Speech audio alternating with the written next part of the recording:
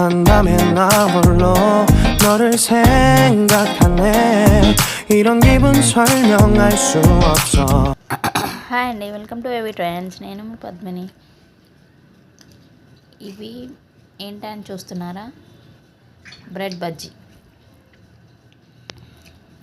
ఇది ఎలా చేశానంటే, బ్రెడ్ని ట్రయాంగిల్ షేప్లో కట్ చేసేసుకొని పక్కన పెట్టుకోవాలి. తర్వాత ఒక హాఫ్ కప్ శనగపిండి తీసుకొని దాంట్లో ఉప్పు, కారం, వంట సోడా మీ ఆప్షనల్ అనమాట, మీ ఇష్టం. వేస్తే వేయచ్చు, లేదంటే స్కిప్ చేయండి. తర్వాత ఉప్పు, కారం, తర్వాత వంట సోడా వేసేసి చక్కగా కలుపుకొని జారుడుగా కలుపుకోవాలి. తర్వాత స్టవ్ పైన బాండీ పెట్టి ఆయిల్ వేసేసి నూనె వేడెక్కించాలన్నమాట, బాగా కాగాలి నూనె.